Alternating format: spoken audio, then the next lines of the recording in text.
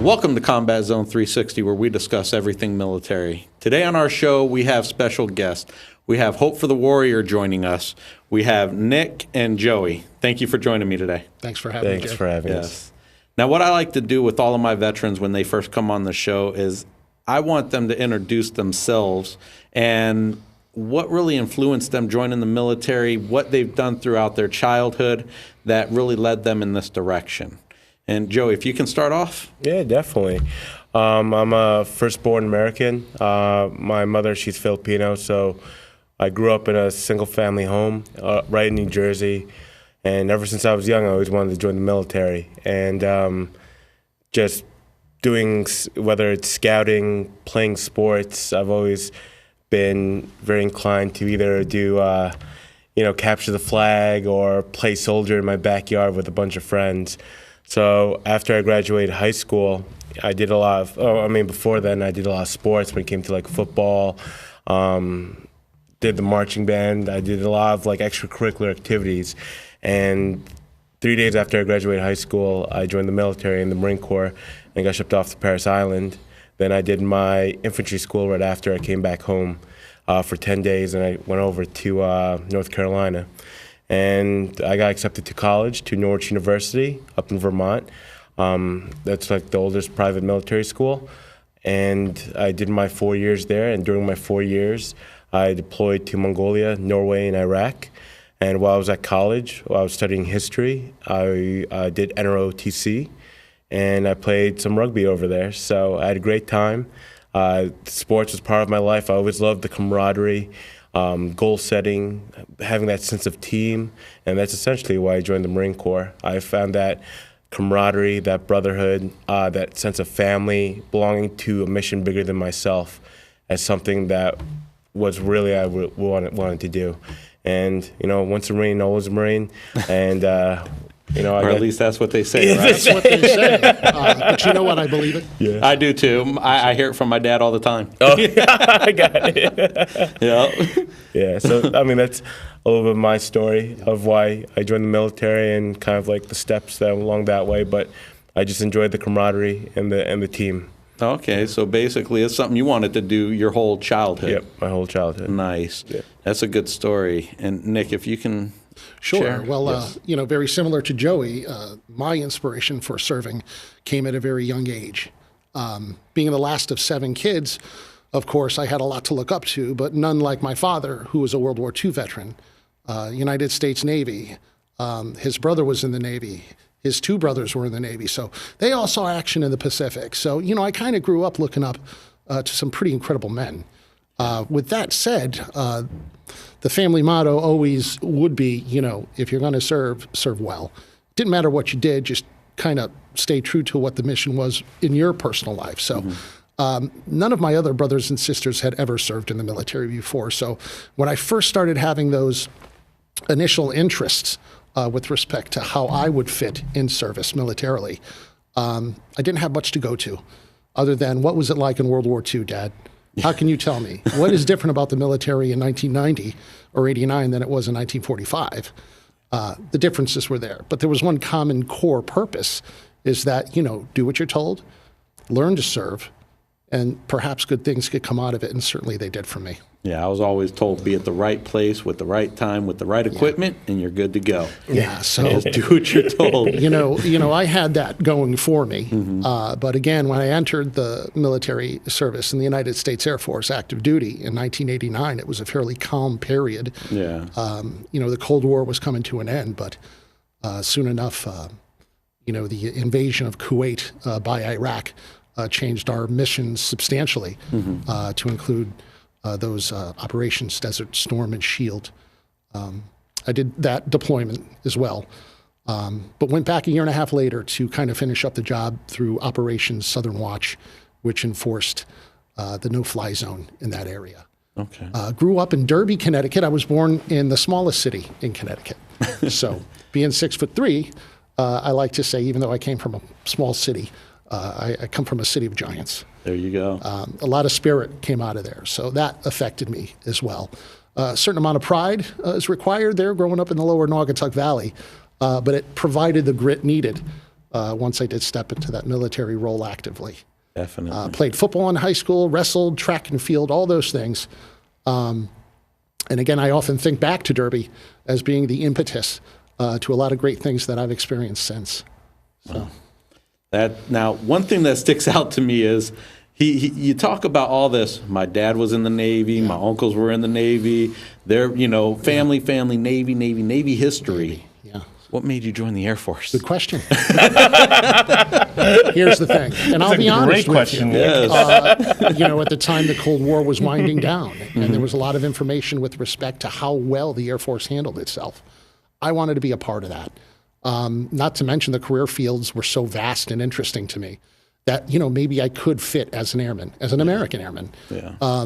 Soon enough, I was glad I did join the Air Force because basically to me, it's one of the largest services, but the most comprehensive with respect to everybody, encompassing all types of people, kind of coming together for many missions under many air forces, numbered as they are. Wow. And Joey, within your Marine career, you said something about you went combat arms, right? Yes. All right. Could you tell us a little bit about your history in the Marines, what you've done in the Marines? Got it. So after I graduated from infantry school, I was an 0311 basic rifleman. I checked into 225 Gulf Company up in Picatinny Arsenal in New Jersey. As of right now, my boys are over in Afghanistan, so they're doing well, but, shout out to them. But during my career, I joined up, I was a reservist, and the experience was phenomenal. As a reservist, going to college, I went to places like Mongolia for peacekeeping missions, but we got to train and work with 7, 8 different countries. I get to see a part of the world where it's totally different from where we live in the United States. Did operations in Norway, where we worked with our brothers with the Royal Marines, the Norwegian Navy, and the German Air Force, and that was a fantastic experience as well. Since we're essentially a cold weather unit, that's it's another joke when we're in Iraq and we're training in the cold. But during those times, I can elaborate a lot of the family I've made and the friends I've made, and I was very fortunate that a lot of us were in New Jersey. I know with active duty units, you're part of a team, but you're in all 50 states, and it's kind of hard to reconnect. And I'm very fortunate that a lot of the guys I served with became police officers. Right in the town I live in, I still live in New Jersey. I got a guy I went to Iraq with when I moved there, lives down the block. And then he told me, hey, remember this guy? We went to Iraq together, all 3 of us. He's a cop in town. Wow. So that connection served even after the Marine Corps. And, I'm very big with my American Legion, the Marine Corps League, a lot of other VSOs, not just with Hope, because we believe in collaboration. And during my whole career, just from the infantry, still sticks with me, of learning from leadership traits to discipline and to different skills and sets that have carried on even after my military career, where I use in our business world or in our professional life and our personal life. But the infantry was, as quote unquote, the best job I ever had and where I learned. So I tell this joke, and I tell people that infantry, you got to look at a galaxy, right? Yeah. Infantry is the sun. Everybody else revolves around the sun. If you we're not trying joking, but it is true. If you look at whether it's artillery, supply, transportation, you got to support the troops on the ground. Exactly. Yeah. So what about you, Nick? I know you spent some time in the Air Force. Could you give us a little bit of history about your Air Force career? Well, I came in as an 81150 back then. So that's an MOS or Air Force specialty code for security police. Okay. When you think of military police, of course, those images come to mind, which is base patrol, things like that. However, the Air Force takes a little bit more serious to that effect. As a security specialist, obviously, asset protection comes to mind. Security police, which now are security forces throughout the United States Air Forces. The motto is Defensor Fortis, which means defenders of the force. So certainly that was something I could buy in. I'm not a pilot. However, what is more important than maintaining a capable force? And, those elements of air-based ground defense as an M60 gunner allowed me to experience some great action with pertaining to movement of Air Force, with the protection of assets en route to certain places. My first duty station, however, was Pease Air Force Base, New Hampshire, which to me was a great thrill because that in itself, in the 509th Bombardment Wing, was the first atomic squadron America had ever seen coming out of the Army Air Corps. So my first base was with the 509th. The famous Enola Gay came from the 509th. So I'm happy to have a part of that history. But it was soon enough that the Base Alignment Commission had closed Pease Air Force Base in New Hampshire down, and I had gotten orders to Shaw Air Force Base, South Carolina. So while en route there is when things kicked off in Kuwait. So not having time to even get comfortable on my new base, we were certainly deployed in a quick manner, hopefully to be home quick enough, but we know over time we built up in a way that allowed us to expel Iraq from Kuwait.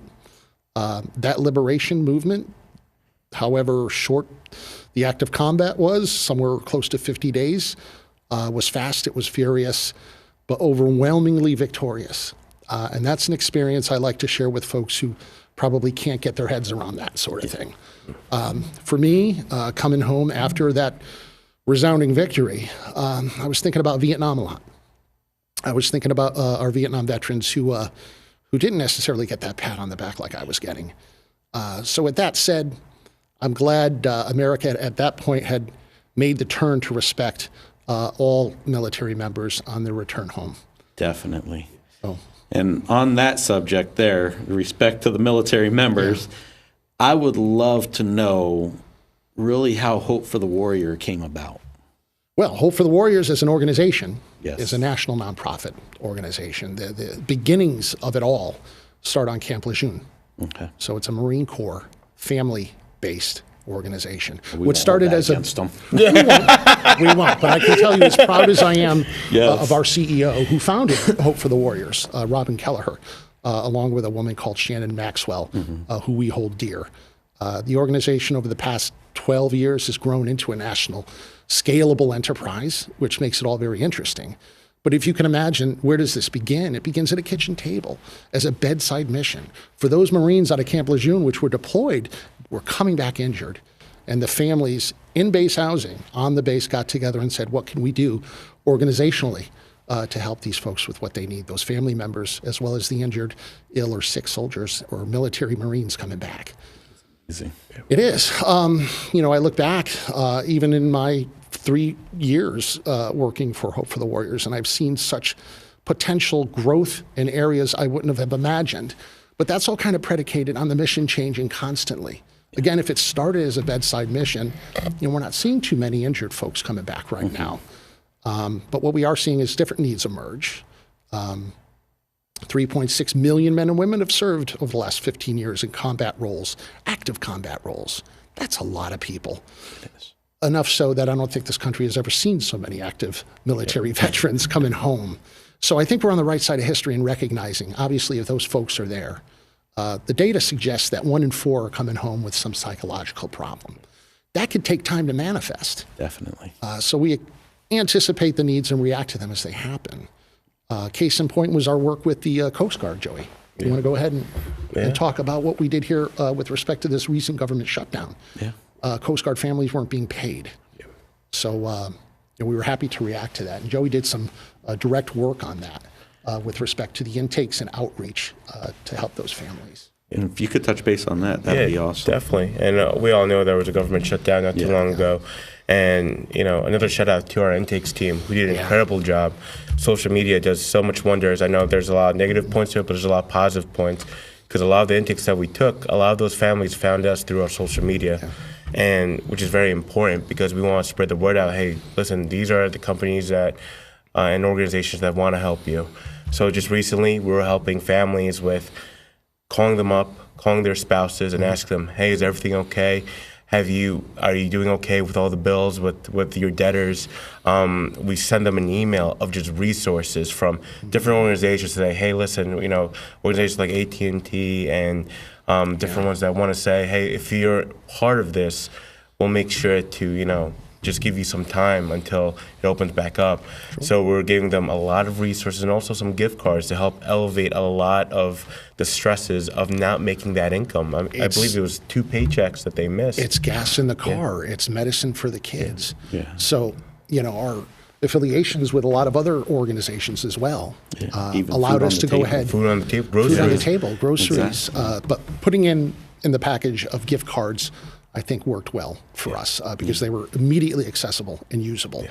So, in as much suffering was occurred through our Homeland Security and Coast Guard families by not being paid, I think we maybe helped a little.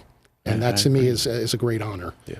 Yeah, and that's one thing that stuck out to me when I was reading a little bit about Hope for the Warrior is that you guys are constantly adapting to the issues that are coming up. So I know you guys target 3 different areas.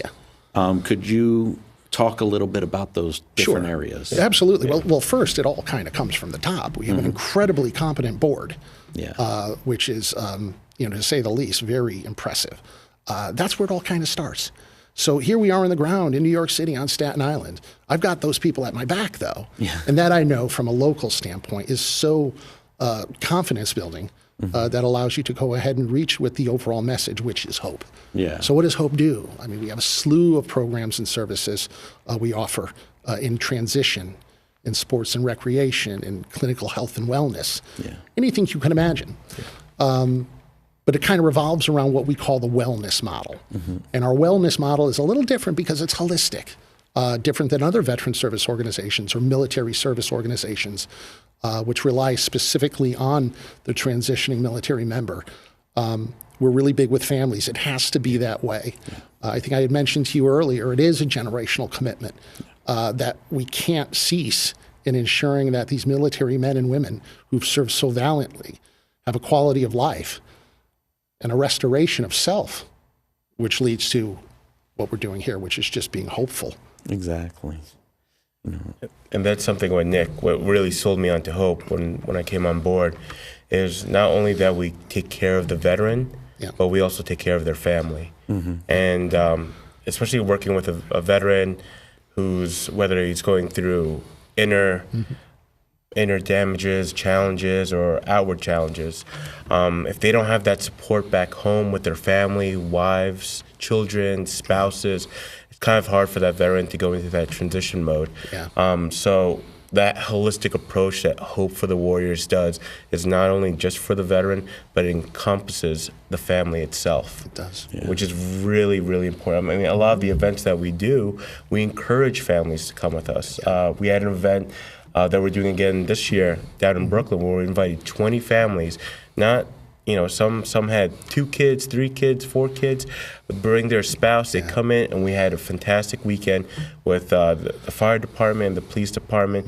We did a lot of great things over at the beach. And just bring the family together is what really puts us on the map when it comes to hope. It does, but we're only as good as the partnerships we make here in the city. Yeah. So to pull off a great Warriors weekend on Far Rockaway, we needed the FDNY, we needed NYPD to kind of come together. Those relationships have been so solid here in the city that it confounds me sometimes that, how great people can be organizationally. But if you're kind of working from a foundation of service, what better service partners to have than the great men and women of these organizations who are first responders and can understand what sacrifice means. Great.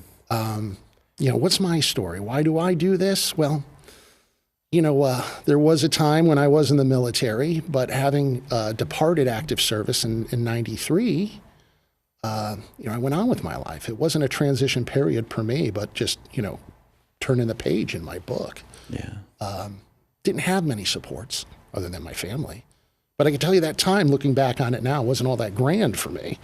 And I can see why. Henceforth comes the war in Iraq and Afghanistan. Things start weighing on my mind. You see your brothers and sisters working hard. What are you doing? That sort of thing. So I worked in finance for a lot of years. But I can tell you it was around 6 or 7 years ago, I kind of made the conscious decision to never do anything like that other than serve veterans again. Yeah. You could say, geez, what happened? What a quick, abrupt, life-changing event. Why? I I needed it, to be honest with you. Yeah. Over times, things manifest. And here I was removed from combat 24 some odd years. And I took a good look in the mirror in many different ways with the support of my family. And ultimately started working at the VA hospital. I was determined to take a year off, kind of like a sabbatical, but started working with some community folks there who at the time were putting together what's called a National Service Project, organization called AmeriCorps, which is a quasi-governmental volunteer service. So VISTA, standing for Volunteers in Service to America, you'll see the circular A. So they were putting a project together at the VA in New England with respect to combating veteran homelessness. So it was during that 2-year process where I was assigned as a supervisor at that project, got me right up front with what were troubling folks with respect to homelessness. And I think I found within myself the compassion required to continue work like I'm doing now at Hope. Oh, agreed. So, and it's like usually when you leave the military, I know I'm newly retired. Yeah. So it's something that I deal with now. Sure. It's you fight with yourself, I should still be serving. Yes. So those young men and women don't have to. Yes. And it's difficult to deal with. Yeah. On a regular basis. And I know that's something I deal with. So, my way that I wanted to give back to educate about the military, about nonprofits out there was this show. Yeah. So this is something that is really near and dear to my heart on my way to give back. Sure. And as veterans, we're not the first veterans to ever gain fulfillment out of helping our brothers and sisters who either still serve or get out. Yeah. However, it is a redeeming value that I don't see much in folks. And to see what you're doing here just, kind of reinforces my understanding that there are great people in the community. Yes. And there are great veterans coming home who continue to serve in any way possible. Yes. We talk a lot about service year initiatives. I believe in service. I'd like to see one day national service for all young men and women, whether that be military or not.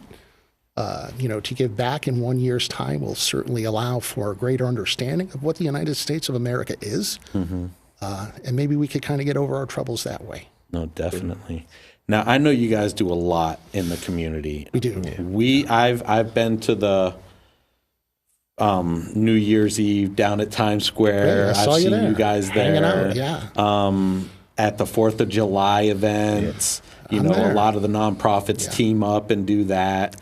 What are some other events that you guys do out in the community that's on a regular basis? It is. Well, I have to talk about, the Run for the Warriors, which is a race series across the country.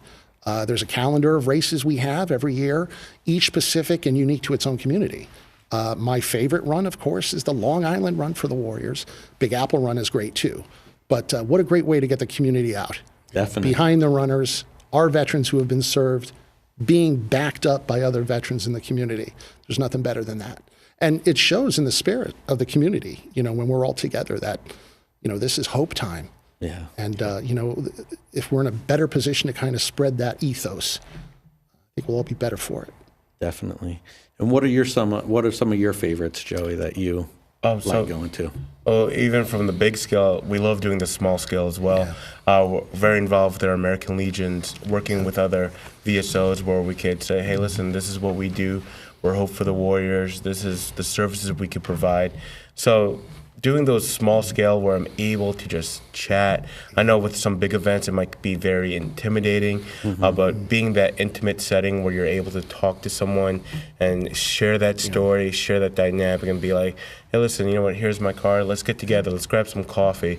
For Nick and I, our position inside the Hope for the Warriors is the Military and Veteran Program Coordinator, and it's imperative that we're veterans, because we need to be able to relate not only to the families, but also to the veteran themselves, know what we're talking about, because for Nick and I, we understand, we know that lingo, and doing those intimate events is what I really enjoy, and Nick and I have done a lot of them where we hear stories and we've invited them back to our, we work with with Doc's, my buddy Doc. Suk. So Navy veteran, but true to its purpose. Peer engagement in its purest form requires like-minded people. Yeah. If we're serving veterans, what better way to do it than have veterans who have Exactly. been there Exactly. or understand what's happening within Hope. Veterans So, helping veterans. Yep. That's what it is. We're a family Yeah. at Hope. And I think that kind of culture is different from a veteran service organization standpoint. More like the military, I would agree. There are certain cultural aspects, familial aspects about the military which kind of carry over into Hope. Mm-hmm. But, you know, matching that up with that holistic approach, anybody who needs help, we're going to help them. So again, our work here in New York, Joey in New Jersey, me up in Connecticut a little bit, we're kind of expanding our range. So with that, we've grown nationally, but now we regionalize. But we're doing a lot of things similar to what we're talking about up here elsewhere in the country. You know, for me, it's been great. Obviously, I'm getting into my community. I'm meeting incredible people and helping them along the way. And to me, as an intentional peer person, I'm helping somebody out, but who are we really helping here? Ourselves. Ourselves, Exactly. me. So, Exactly. That's how I get that fulfillment. I got a lot of issues inside, but how do I get over that is helping people, and it makes me feel good. Yeah. it is. And it's a thing, and it's real, and it takes 100%. time, Yeah. but there's knowledge in it. And with knowledge is power. Exactly. I'm just going back, Jay, from our stories of playing those team sports or doing something bigger than yourself, especially us as veterans coming out of that military environment. We have that urge of we need to still continue to serve. And for a lot of us, it's doing what you're doing what we're doing, helping other veterans pave the way forward for a future. Absolutely. And it's incredible, especially what's coming from the not even the post 9/11 veterans, but from all sorts of veterans. All eras. Everyone is banding together because we want to make sure that we are setting the right pace and also setting the guideline of, hey, we got out, but we're still continuing to serve. And if you look at some of our politicians, a lot of veterans are going to the politics, and that's fantastic. It is, you know, but still, considering, you know, how many veterans there are, it's disproportionate. Exactly. You know, veteran leaders like yourself here in the community, there aren't many of us. So hopefully shows like this, information we give through Hope for the Warriors, can inspire other veterans to stand up, link arms, and serve the greater good, which is the United States of America. You know, that comes with pros and cons, obviously. It's a lot of responsibility for the veterans today. The post 9/11 veteran, based off my own examinations, have done such incredible lifting over the past 15 years that we certainly owe these folks a debt of gratitude. I'll be the first to say thank you, sir. Appreciate it. But understanding that, you know, no matter what your politics are, no matter how you see it, we can all agree on veterans. February 16th, Backwards Flag Brewery. It's actually an Army veteran. So kudos There to we you go. guys. Backward Flag Brewery. So Yeah, they're in Forked River.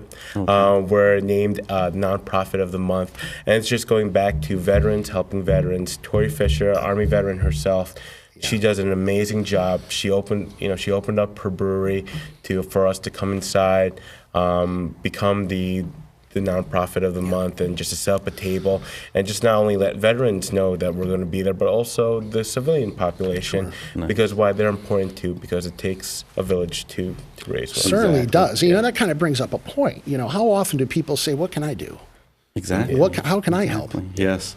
But on that point, gentlemen, I'm going to make sure your information gets put up on the screen. Yep. And, you know, hopefully people will reach out to you guys. And I would love to have you guys back in the future, because I know there's still a lot of stuff we haven't touched base on. Appreciate it, Jay. So And you know thank what? We'd look forward to being back. Yeah. Appreciate thank you. it. You're welcome, sir. Appreciate it. Thank you very much for tuning in. And until next time, thank a veteran.